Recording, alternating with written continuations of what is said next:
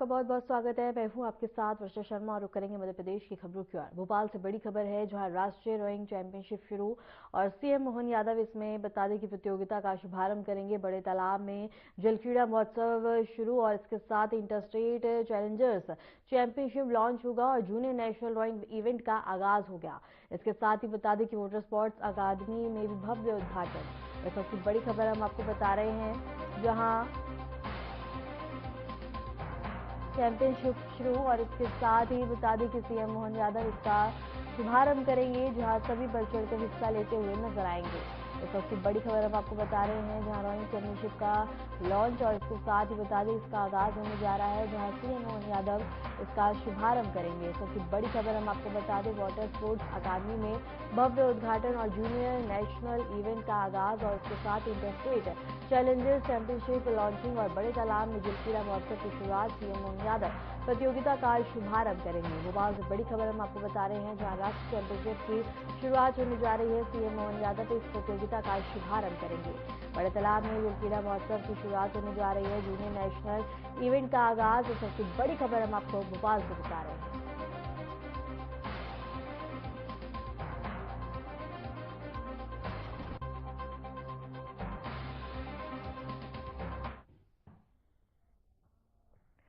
मुख्यमंत्री मोहन यादव की अध्यक्षता में मंत्रिमंडल की महत्वपूर्ण बैठक आयोजित हुई।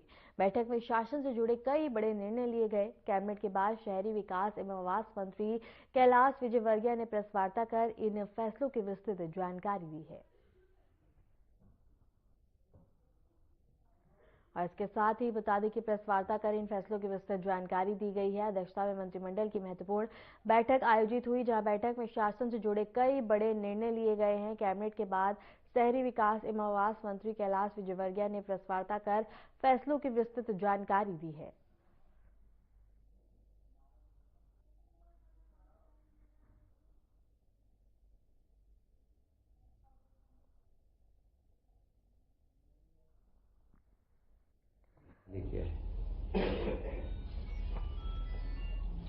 आप सभी जानते हैं गीता जयंती 1 दिसंबर को है।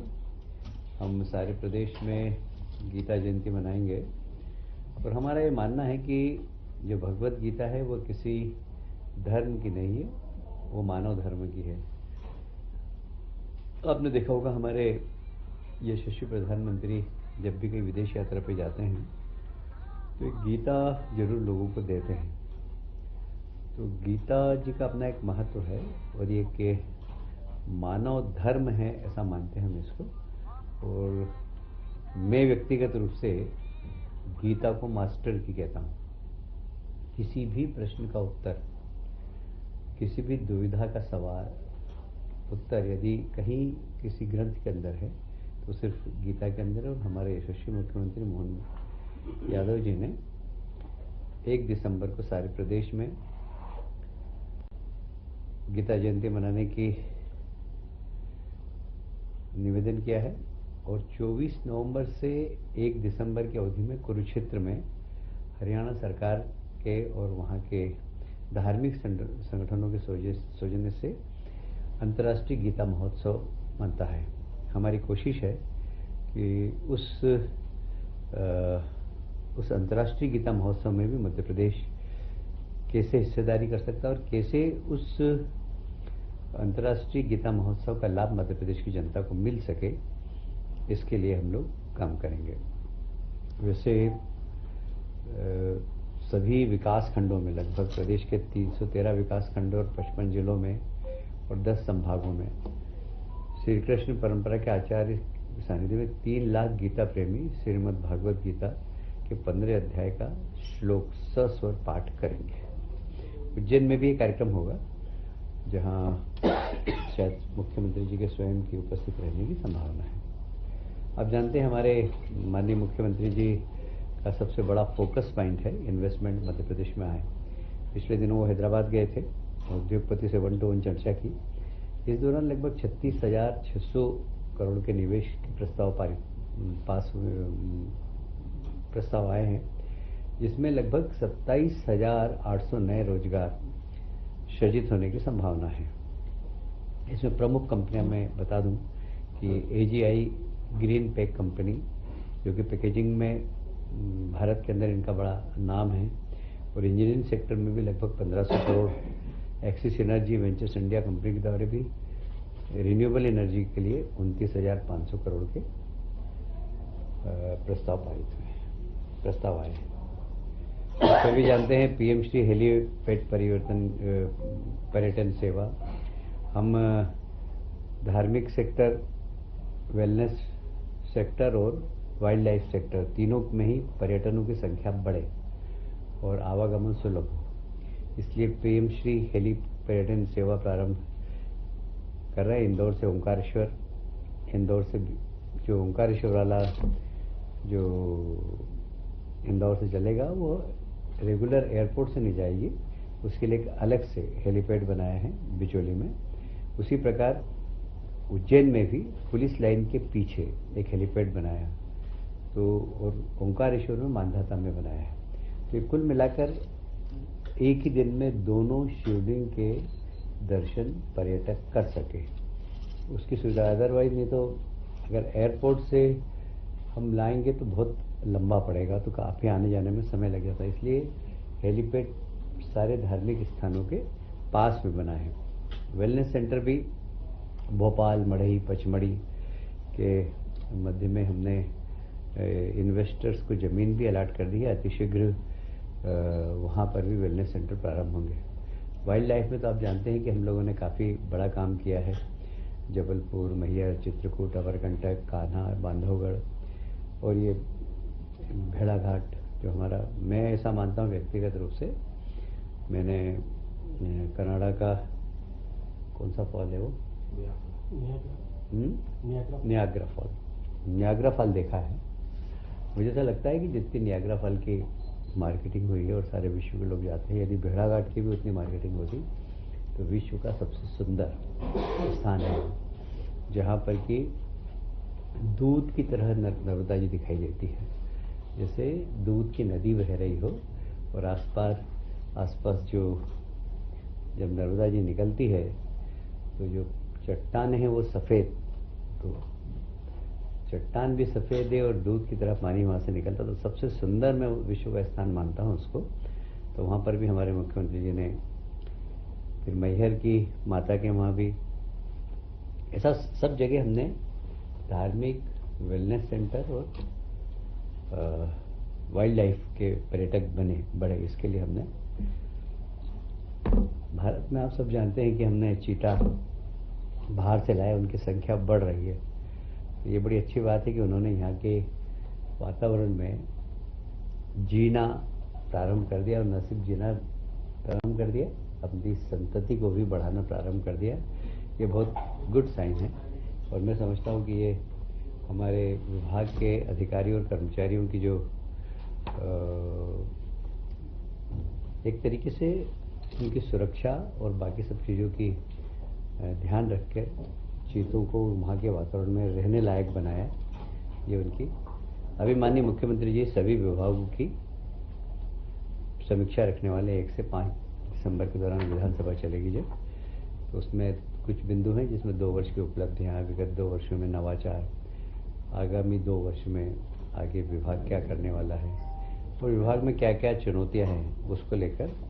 तो फिर 8 और 9 को खजुराहो में भी हम बैठेंगे और अगली कैबिनेट खजुराहो में ही होगी। अभी आपको मालूम होगा कि हालांकि साधारणतया इस प्रकार के जो विधानसभा में बिल आने वाले, हम उसकी पहले घोषणा नहीं करते हैं, पर ये दोनों बहुत महत्वपूर्ण विषय हैं। तो आज कैबिनेट ने लोकल बॉडीज़ के, सभी लोकल बॉडीज़ की जो इकाइयाँ हैं हमारी, चाहे पहले तो अभी तक तो नगरीय क्षेत्र के मेयर्स के डायरेक्ट चुनाव थे, बाकी नगर पालिका और नगर परिषद के इनडायरेक्ट चुनाव थे।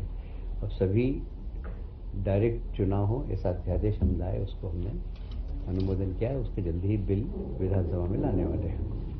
अभी आपको मालूम है कि राजनांदगांव में हमारे देश के गृह मंत्री जी ने एक निश्चित किया कि निश्चित सीमा के अंदर नक्सलवाद इस देश से विदाई हो, और उसमें वो बहुत पूरी ताकत से लगे हैं। मुझे लगता है कि छत्तीसगढ़ में उन्होंने जितने प्रवास किए, मुझे नहीं लगता किसी राज्य में इतने किए होंगे, सिर्फ नक्सलवाद को समाप्त करने के लिए। और इस दिशा में सफलता भी मिली है सरकार को, और उसमें मध्य प्रदेश की भूमिका भी है। मध्य प्रदेश का हमारा हाक फोर्स के जवान भी उसमें थे। राजनांदगांव में जो मुठभेड़ हुई थी, बाकी मुठभेड़ होती, उसमें मध्य प्रदेश के हमारे हाक फोर्स भी जाती, क्योंकि ये 3 स्टेट जो हमारे हैं, महाराष्ट्र, छत्तीसगढ़ और मध्य प्रदेश, इन तीनों का फोर्स साथ में लेके काम करता। पर दुर्भाग्य से एक आशीष शर्मा निरीक्षक, वो शहीद हो गए थे। और आशीष शर्मा का जो पूरा रिकॉर्ड है बहुत आउटस्टैंडिंग था। वो राष्ट्रपति पदक भी 2 बार ले चुके थे, राष्ट्रपति से सम्मानित हो चुके थे। पर दुर्भाग्य से इस मुठभेड़ में वो शहीद हो गए। तो उनके छोटे भाई को माननीय मुख्यमंत्री जी ने कहा है कि उनके परिवार को हम नौकरी देंगे, तो उनके छोटे भाई को उपनिरीक्षक पद पर अनुकंपा नियुक्ति देंगे और उनके परिवार को 1 करोड़ रुपए की सहायता देंगे। ठीक है बस।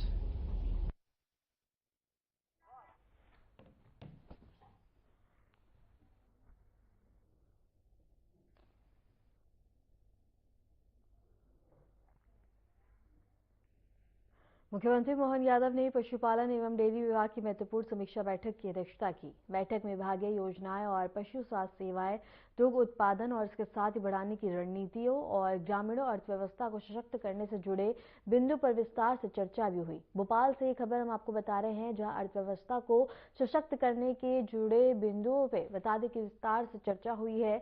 बैठक में विभागीय योजनाएं, पशु स्वास्थ्य सेवाओं और इसके साथ ही रणनीतियों पे चर्चा की गई है। और ये खबर हम आपको भोपाल से बता रहे हैं, जहां मुख्यमंत्री मोहन यादव ने पशुपालन एवं डेयरी विभाग की महत्वपूर्ण समीक्षा बैठक की अध्यक्षता की है।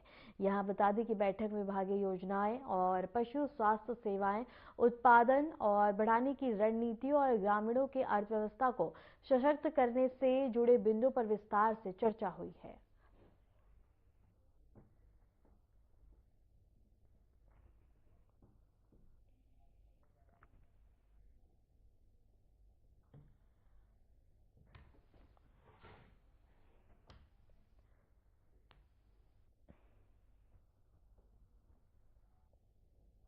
और इसके साथ ही बता दें कि रणनीति और ग्रामीण अर्थव्यवस्था को सशक्त करने से जुड़े बिंदु पर विस्तार से चर्चा हुई है। ये खबर हम आपको भोपाल से बता रहे हैं, जहां बैठक में विभागीय योजनाएं, पशु स्वास्थ्य सेवाएं और इसके साथ ही रणनीति और ग्रामीण योजनाओं को सशक्त करने के उद्देश्य से बता दें कि ये बैठक की गई। मुख्यमंत्री मोहन यादव ने पशुपालन एवं डेयरी विभाग की महत्वपूर्ण बैठक की अध्यक्षता की है। और इसके साथ ही बता दें कि इस बैठक में विभिन्न योजनाएं, पशु स्वास्थ्य सेवाएं बढ़ाने की रणनीति और ग्रामीण अर्थव्यवस्था को सशक्त करने से जुड़े बिंदुओं पर विस्तार से चर्चा हुई है। यहाँ सभी ने बढ़ चढ़कर हिस्सा लिया है, जहां बता दें कि विचार विमर्श किया गया, तमाम जरूरी दिशा निर्देश भी दिए गए। और इसके साथ ही मुख्यमंत्री मोहन यादव ने डेयरी विभाग की महत्वपूर्ण समीक्षा बैठक की अध्यक्षता की, जहाँ बैठक में विभागीय योजनाएं, स्वास्थ्य सेवाएं बढ़ाने की रणनीति और ग्रामीण अर्थव्यवस्था को सशक्त करने से जुड़े बिंदुओं पर विस्तार से चर्चा हुई है।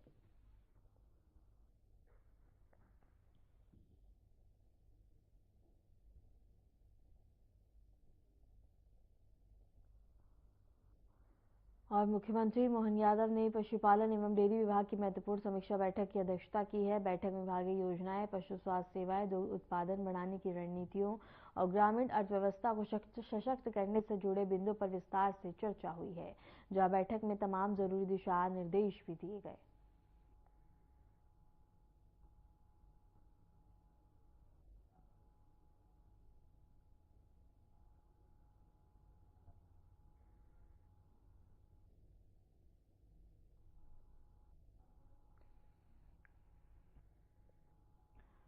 और आपको बता दें कि अर्थव्यवस्था को सशक्त करने से जुड़े बिंदुओं पर विस्तार से चर्चा की गई, जहां बैठक में बता दें कि सभी ने बढ़ चढ़कर हिस्सा लिया, जहां तमाम जरूरी दिशा निर्देश भी दिए गए। इसके साथ ही बता दें कि उत्पादन को लेकर बैठक की अध्यक्षता सीएम मोहन यादव ने करी, जहां रणनीति और ग्रामीण अर्थव्यवस्था को सशक्त करने से जुड़े बिंदुओं पर विस्तार से चर्चा हुई है।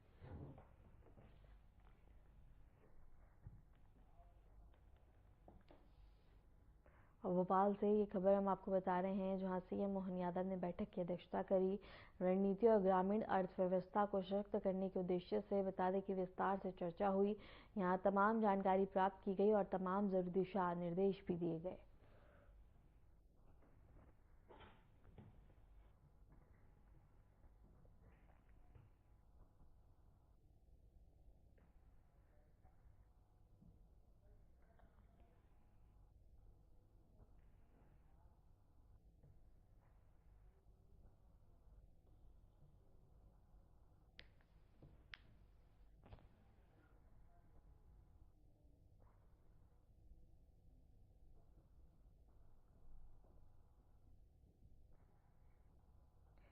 मध्य प्रदेश के सिंगरौली में लोकायुक्त की टीम ने बड़ी कार्रवाई करते हुए नायाब को रिश्वत लेते हुए रंगे हाथ पकड़ लिया।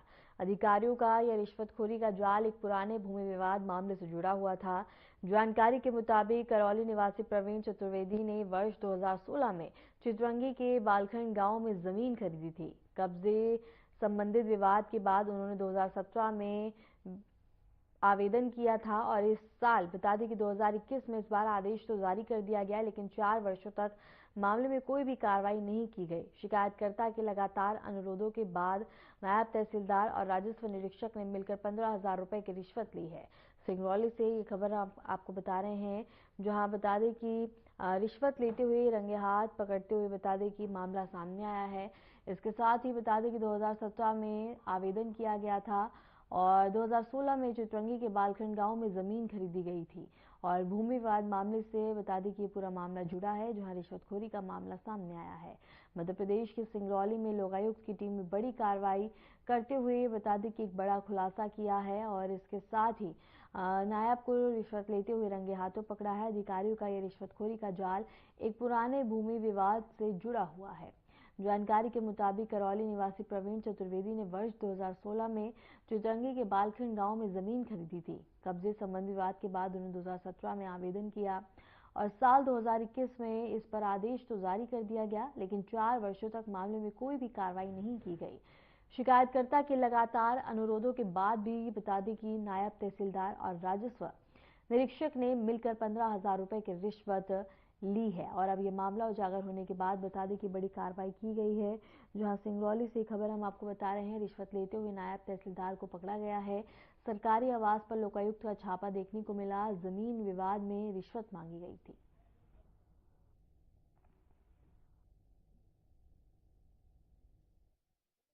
ये शिकायतकर्ता हैं प्रवीण कुमार चतुर्वेदी। ये रहने वाले सीधी सिहावल के हैं और इनके द्वारा लोकायुक्त में आकर शिकायत की गई थी कि इनकी भूमि बेदखली का आदेश जो वर्ष 2021 में हुआ था, उस पर अभी तक इनको बेदखली कराकर नहीं दी गई थी और जब भी ये कार्यालय जाते थे उस आदेश के पालन के लिए, तो इनके द्वारा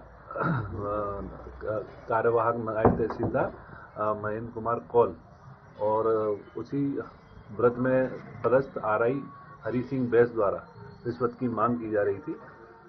तो शिकायत का सत्यापन कराया गया था। शिकायत के सत्यापन सही पाए जाने पर आज दिनांक को ट्रैप कार्रवाई आयोजित की गई थी, जिसमें महेंद्र कुमार कौल को रंगे हाथों रिश्वत लेते हुए पकड़ा गया है।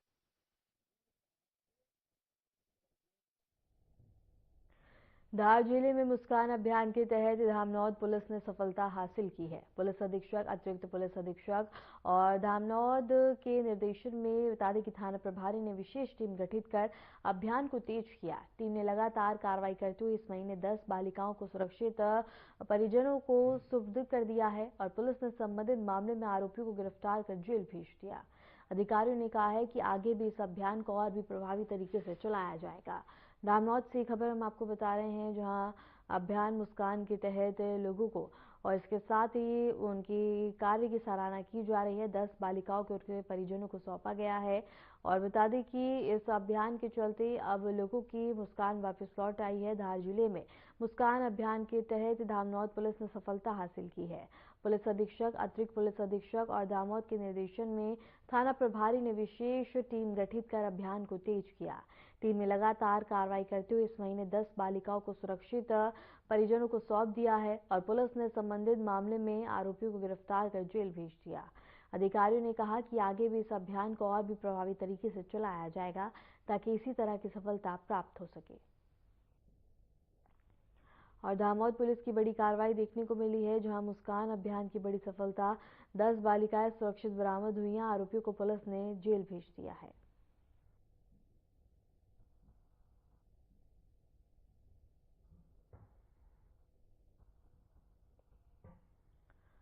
और दामोद पुलिस की बड़ी कार्रवाई देखने को मिली है, जहां मुस्कान अभियान में बड़ी सफलता हासिल हुई है। 10 बालिकाएं सुरक्षित बरामद की गई हैं। आरोपियों को पुलिस ने जेल भेजा है।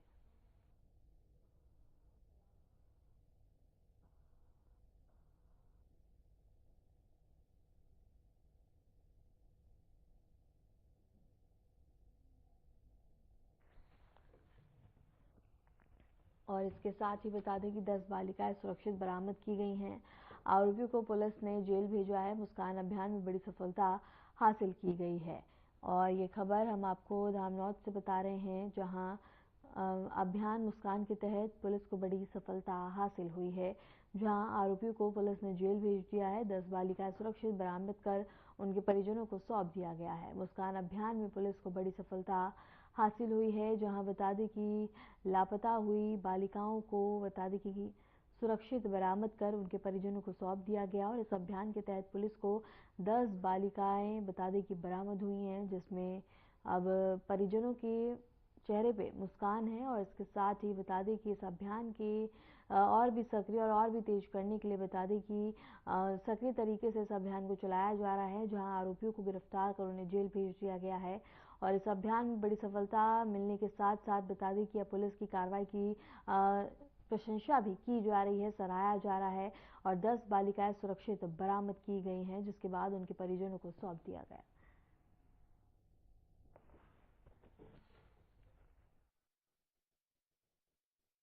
हमारे पुलिस अधीक्षक महोदय के मार्गदर्शन में मुस्कान अभियान हमारे इस मंथ में चल रहा है, तो जिसमें थाना धामनौद द्वारा आज दिनांक तक 10 गुम बालक बालिकाओं को दस्तगिरफ्तार किया गया है, जिसके तारतम्य में आज हमारे द्वारा कालाम पुनर्वास धामनौद की एक बालिका जो कि अपहरण कर ली गई थी, उसको देवास से रेस्क्यू किया गया है।